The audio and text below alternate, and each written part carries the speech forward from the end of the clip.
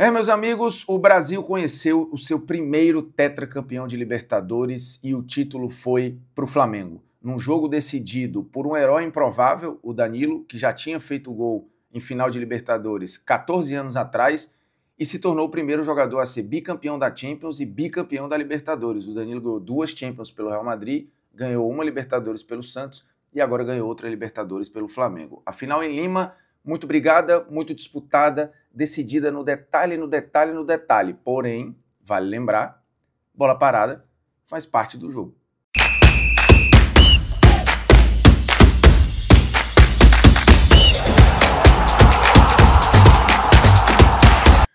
Fala moçada, beleza? O Bruno Formiga na área, nada mais convidando você a se inscrever no canal, tocar na notificação, deixar o seu like, seu dislike, comentar o conteúdo e compartilhar o conteúdo nos seus grupinhos de WhatsApp. Seguinte, o Flamengo venceu o Palmeiras por 1-0 em Lima e se tornou o primeiro brasileiro tetracampeão da Libertadores. O Brasil também empatou com a Argentina em títulos da competição. Agora o Brasil tem 25 títulos, a Argentina tem 25 títulos e isso parecia impossível para a minha geração, que viu o Brasil ter um abismo gigante entre títulos para a Argentina. Só que o tempo foi mostrando, os investimentos também foram deixando isso claro, que esse dia ia chegar.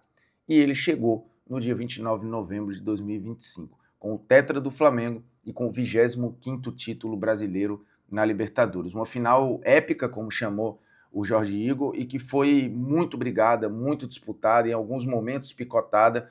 O meu entendimento é de que o jogo seria mais solto pelas escalações, né? A gente não tinha nenhum 5-5 volante de fato, volantão protetor.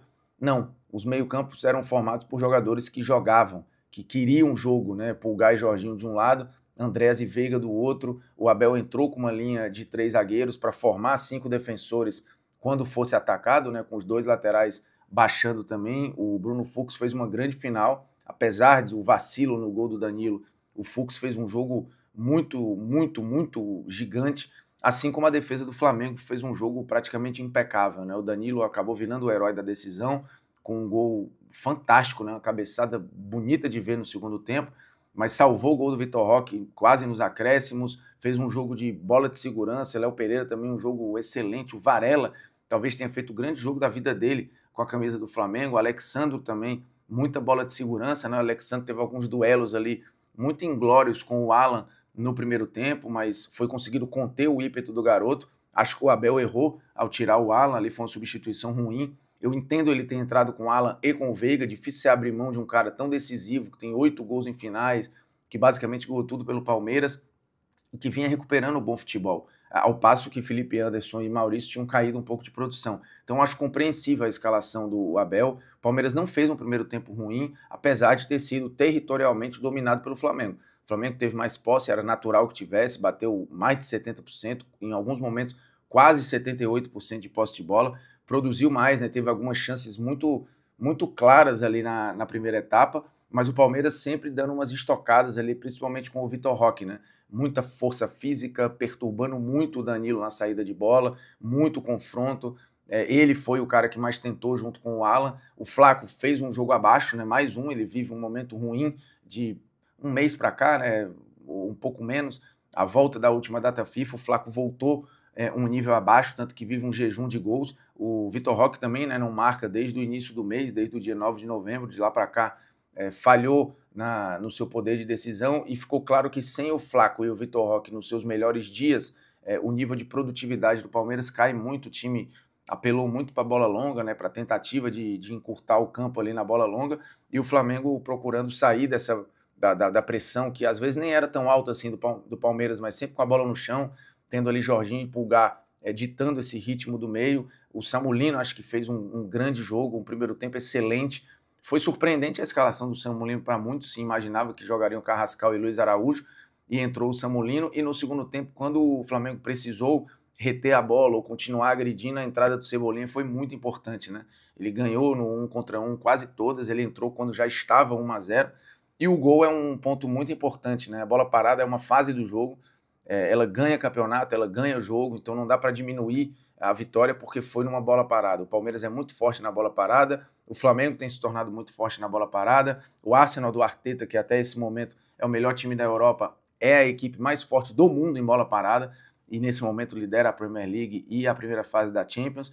Então, cara, assim, a bola parada, ela tá lá para ser usada. E se você souber usar, você vai tirar lucro disso. Foi o que aconteceu com o Flamengo do Filipe Luís na final.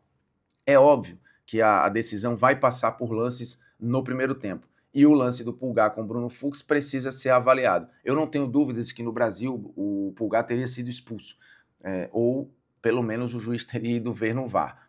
O que eu disse na transmissão é que eu acho um lance discutível pensando com a cabeça do árbitro, tá? Eu daria o cartão vermelho, mas a minha opinião pouco importa, porque ela não vai decidir nada. Nosso papel ali é tentar pensar com a cabeça de quem está tomando as decisões. Por que o técnico tomou essa decisão? Por que o árbitro tomou essa decisão? Eu só encontro uma explicação para ele não ter dado o vermelho ou para o VAR não ter chamado.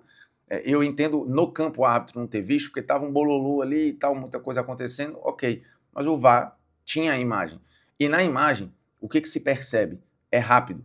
Mas o Pulgar, depois que a bola já está parada, e o Bruno Fux dá uma cutucada rápida ali no chão, acho que ele dá um chutinho na bola no Arrascaeta e tal, e aí o Pulgar chega para estourar. A minha impressão é de que ele ia bicar a bola no Bruno Fux. O Bruno Fux dá um toque antes, e aí o Pulgar acaba furando o chutão e vai só na canela do Bruno Fux. Para mim só tem essa explicação para ele não ter chamado. Ele tem entendido que foi isso aí e deixou passar.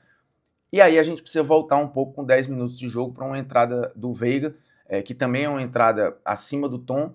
A perna não bate e fica, né? Ela bate e vai. Mas os elementos para um cartão vermelho também estavam ali e o árbitro que viu no campo deu o amarelo direto, entendeu que aquele era o sarrafo do jogo. E aí, pensando com a cabeça do árbitro ou da arbitragem, eles elevaram o sarrafo de uma final de Libertadores e partiram desse ponto. E entendendo esse ponto, não deram o vermelho para o Veiga e não chamaram para o lance do Pulgar. Aí você vai falar, como eu vi muito na rede social, mas a gente está comparando uma agressão com um lance acidental. Cara, assim, o vermelho, existe o vermelho para um lance grave, muito grave e gravíssimo.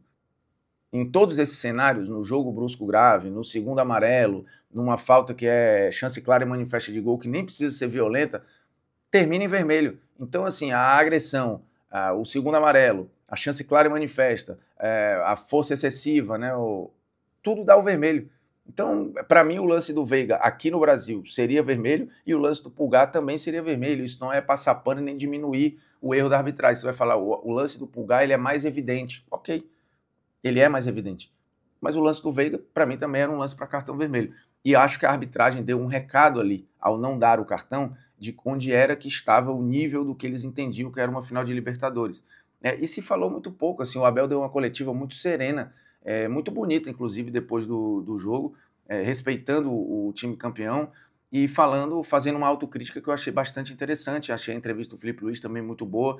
Eu achei o jogo como um todo muito respeitoso, assim, é óbvio que tiveram ali momentos de mais faísca, mas, num geral, acho que Palmeiras e Flamengo se respeitaram muito e entenderam o lugar onde estavam. E esse lugar hoje é das duas melhores equipes da América do Sul, coroando o melhor futebol da América do Sul, hoje, disparadamente, o futebol brasileiro.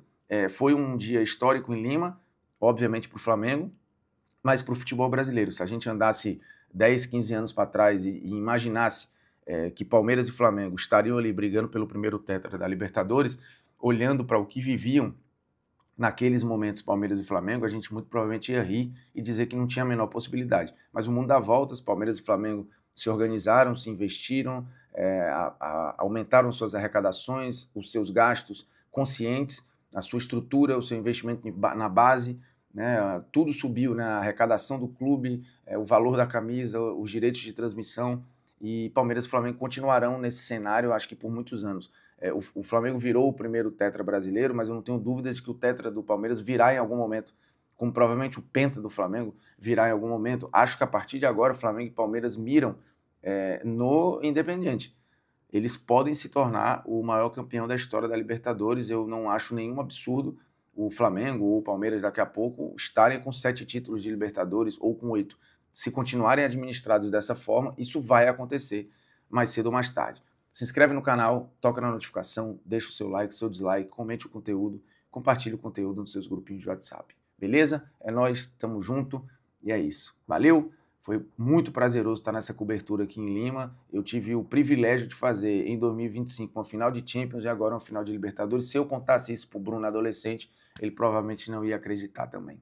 Valeu? E é nóis.